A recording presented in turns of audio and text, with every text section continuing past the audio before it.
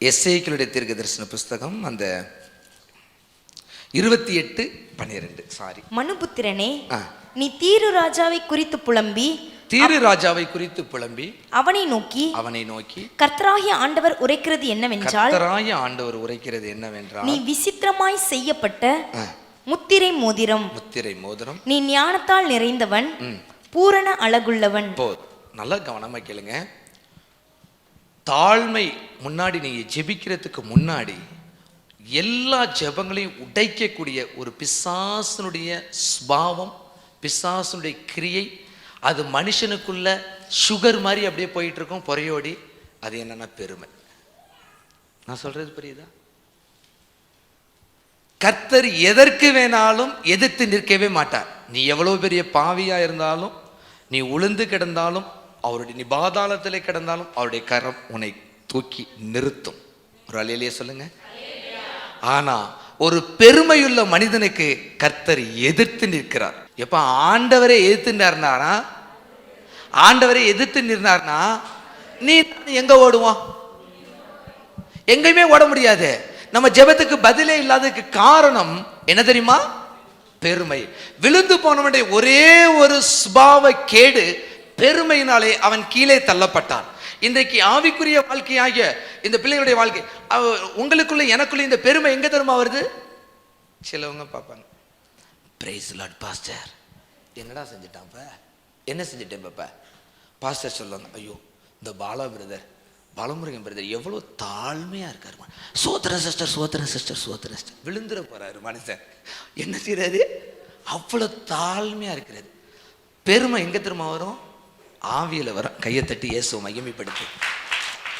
விழுந்து போன தூதன் அவன் எப்படி உண்டாக்கப்பட்டான்? 28 படிங்கப்பா. 13. நீ தேவனுடைய தோட்டமாகிய ஏதேனில் இருந்தவன். இந்த கேரு முதல்ல இதுங்கிறது எங்க? ஏதேனில். அவன் எப்படி உண்டாக்கப்பட்டான்? அவன் அந்த தூதன் படிங்க.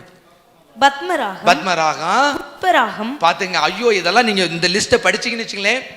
இப்படி உண்டாக்கப்பட்ட பிசாசு ஏசாயா 14 அதுல வந்து சொல்லுது, அவன் என்ன செய்வான்? வடபுறத்தில் உள்ள ஆராதனை கூட்டத்துக்கு தலைவனாய் இருந்தான். அவனுக்குள்ள ஒரே ஒரு காரியம் வந்துச்சு, நான் தேவனுக்கு மேல ஏறுவேன், அவருடைய சிங்காசனத்துக்கு மேல உயர்வேன்னு சொல்லிட்டு அவனுக்குள்ள வந்த பெருமையினால, இது சிந்தையிலையும் ஆவியிலே வரக்கூடிய பெருமையினாலே அவன் கீழே தள்ளப்பட்டான். நான் சொல்றது புரியுதா? நம்ம ஆளு வெளியில இந்த தோற்றம் காண்றதெல்லாம் வச்சு எனக்கு பெருமை இல்லை, ஆவியில தான் பெருமை வரும். இவனுக்கு எதெல்லாம் பெருமை வந்துச்சு தெரியுங்களா? இதெல்லாம் நம்மளுடைய ஆவிக்குரிய இந்த ஃபாஸ்டிங் பிரேயரோட ஜெபத்தை தடுத்து விடுகிறது. நம்மளுக்கு அறியாமையே போயிடும். 28:12 ஞானத்தால் நிறைந்தன. PhD படிச்சவங்க முழங்கால் படியிட முடியாது. டாக்டர்ஸ், இன்ஜினியர்ஸ், வாங்க வாங்க வாங்க வாங்க, உங்களை தான் நாங்கள் பார்த்துட்டு இருக்கோம். முழங்கால் படியிட முடியாமல் நமக்குள்ளாகவே என்ன செய்யப்படும்? இந்த பெருமை ஆட்டோமேட்டிக்கா இருக்கும். எவ்வளோ பெரிய ஞானியா இருந்தாலும் கர்த்தருக்கு முன்பாக முகங்குப்புற விழுகிறான், அவனுக்குள்ள தாழ்மை ஏற்படுது. நான் சொல்றது புரியுதா? 3 சாம்ராஜ்யங்களை அசைத்த தானியேல் சொல்றான், ஆண்டவரே, உலகத்துல உள்ளவனை காட்டிலும் நான் நீதிமான் அல்ல, பெரியவனும் கிடையாது. நம்ம 4 இது பண்ணியிருக்க மாட்டோம். யார் தெரியுமா? என்ன தெரியுமா பண்ணியிருக்கிறேன் இந்த சர்ச்சுக்கு, நான் இல்லைன்னா அந்த சர்ச்சே நடக்காது. நீங்க கொடுக்கறதுனால தான் அந்த சர்ச்சை நடக்குதா? இல்லை, தேவனுடைய கிருபை, அவங்களுடைய அந்த அர்ப்பணிப்பு, ஆண்டவருடைய கிருபை. எதை செய்தாலும் நீ இயேசுவின் நாமத்திற்கு மகிமை ஆசீர்வாதம். படிப்பினாலும் முதல்ல வருது சார், அவன் ஞானத்தால் நிறைந்தவன். கொஞ்சம் காட்டி கொடுத்துறேன் அவனை குறிச்சு. 28:16. அடுத்தது, உன் வியாபாரத்தின் மிகுதியினால். அடுத்தது என்னது? கொடுமை. The businessman, everyone gets there.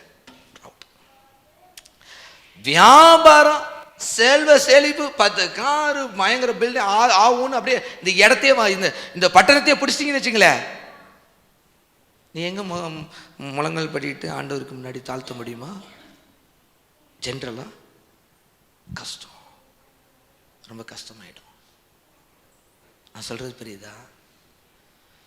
இந்த பெருமை எந்த அளவுக்கு ஆழமா கிரியை செய்துங்கிறத பாருங்க. நம்முடைய அநேகருடைய ஜெபங்களை தடுக்கக்கூடிய வியாபாரத்தின் மிகுதியினால வரக்கூடிய பெருமை. 28:5 உன் இருதயம் உன் செல்வத்தினால் மேட்சிமையாயிற்று. அவனை குறித்து தான் சொல்லுது. என்னது அடுத்தது 28:2 உன் இருதயத்தை தேவனின் இருதயத்தை போலாக்கினாய் என்று ஆண்டவர் அவனை கீழே தள்ளினார். ஜட்ஜு நீதிபதிகள்லாம் பார்த்திருக்கீங்களா? எனக்கு தெரிஞ்ச நீதிபதிலாம் இருக்காங்க. நீதிபதிகள் வரும்போது ஒரு ஒரு ஒரு ஐயா ஐயா வாங்க வாங்க வாங்க, இன்னொரு ஆள் இங்கிட்ட ஒரு பேக்கு இங்கிட்ட ஒரு பேக்கு, 2 பேக்கை தூக்கிட்டு அவர் வரமாட்டார், அவர் தான் இப்படி நடந்து வருவார். ஆனால் பெரிய ஜட்ஜுக்கு முன்னாடி நிற்க போகிறோம். நம்ம கையை தட்டி இயேசு மகிமைப்படுத்து. அந்த இருதயம் என்ன ஆகுது? உங்களுடைய இருதயத்தை என்னுடைய இருதயத்தை அநேக நேரத்தில் பிசாசு என்ன தெரியுமா செஞ்சான்? தேவனின் இருதயத்தை போல நம்மளுடைய காரியங்களையோ, அது ஞானமோ அறிவோ பிஸ்னஸோ படிப்போ நம்மளுடைய பதவியோ நம்மளுடைய எந்த ஒரு காரியமும் சரி என்ன ஆக்கிடுறான்? அநேகர் இழந்து போனவங்க உண்டு. அநேகர் இழந்து போனவங்களை பார்த்துருக்கிறேன். பொறையோடி போயிடும். எசேக்கியேல் 28:14 வேலைக்காரன். நாங்கள் எல்லாம் யாரு? ஆண்டவருக்கு. ஊழியக்காரன் யாரு? வேலைக்காரன். எசேக்கியேல் 28:14 தேவனுடைய பரிசுத்த பர்வதத்திலே உன்னை வைத்தேன் என்ற கர்த்தர் அவன் அபிஷேகம் பண்ணி தேவன் பெரிய ஒரு இதில் வச்சிருந்தாரு. அதை குறித்ததான ஒரு பெருமை அவனுக்கு உண்டாச்சு. அதனால தான் அடுத்த ஸ்டெப்பே போயிடுச்சு.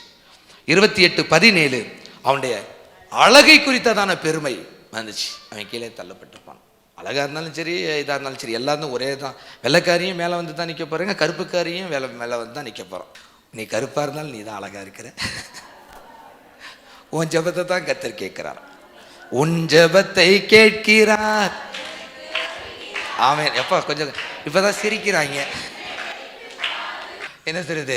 என்னுடைய ஜெபத்தை கேட்கிறார். நீ கருப்பா இருந்தாலும் சரி, ஏழையா இருந்தாலும் சரி, முடியாதவங்களா இருந்தாலும் சரி, பணக்காரவங்களா இருந்தாலும் சரி, பதவியில் உள்ளவங்களாலும் சரி, நல்ல பிஸ்னஸ்ல நீங்க இருந்தாலும் சரி, நீங்க எப்படி இருந்தாலும் சரி, உயர்த்தினாலும் உனக்குள்ள தாழ்மை வந்துடணும். அதனால தான் நான் காலையில் சொன்னேன், எழுந்திருச்ச உடனே முழங்கால் மடங்கப்பட்ட உடனே உன்னுடைய இருதயம் தாழ்த்தி நான் ஒன்றும் இல்லை ஆண்டவரேன்னு தேவனுக்கு நேராக வந்துருச்சுன்னா அந்த ஜெபமும் உன்னுடைய வாழ்க்கையும் ஆண்டவர்கள் ஸ்திரப்பட்டு இருக்கும். அந்த உபவாசம் மேன்மையுள்ள உபவாசமாய் மாறும். மற்றவங்களுடைய கம்பேர் பண்ணி பேசுகிறது, மற்றவங்களை கம்பேர் பண்ணி அப்படியே உங்களுக்குள்ளே அப்படியே நைட்டு தூங்க போகும்போது நல்லா ஜெபம் பண்ணிட்டு போயிருப்பீங்க. அப்படியே தூங்கும்போது நம்ம மட்டும் பயங்கர இதாக இருக்கும். அதெல்லாம் ஆளே இல்லைடா, ஐயோ என்னை உயர்த்தி தள்ளிட்டீங்க சாமி. இன்னைக்கு நைட்டு காலையில் பார்த்தா கதறுன்னு கதறி இருப்பீங்க. ஏசப்பா ஃபாஸ்டிங் போட்டு ஐயோ ஆண்டவரே எனக்கு ஒன்றுமே இல்லை சாமி அப்படின்னு. ஆண்டவர் கிருபையா என்ன செஞ்சு சாயந்தரம் கொடுத்துருப்பாரு. நைட்டு அப்படியே தலகாணு புரியாமல் சொல்லுங்க ஆண்டவரே நைட்டு ஜெபம் பண்ண முடியல, காலைல பார்ப்போம், இல்லை நாளைக்கு பார்ப்போம். என்ன ஆயிடுதுப்ப? நம்ம கதறல் சத்தத்துக்கு வந்த உடனே ஒரு சின்ன பெருமை எப்படி எந்த மனுஷனுக்குள்ள எந்த கோணத்தில் வருங்கிறதே தெரியாது. உங்களுக்குள்ள அப்பப்போ நம்ம தான் என்ன செய்யணும்? அதை அடிச்சடிச்சு தள்ளிக்கிட்டே இருக்கணும். கிருபை கிருபை சொல்லுங்க பாப்பா, கிருபை சொல்லுங்க, சொல்லுங்க, வாயை திறந்து சொல்லுங்க. இந்த உபவாச ஜெபம் மேன்மை இல்லாத மாறுறதுக்கு இன்னொரு ஆங்கிள் ஆண்டு இருக்கு. கிருபை கிருபை எல்லாம் எனக்கு கொடுத்தது கிருபை. சூப்பரா பண்ணாங்க தம்பி. 3வது பாட்டா என்னத்துல கிருபை எல்லாம் எனக்கு கொடுத்ததெல்லாம் கிருபை ஆண்டவரே.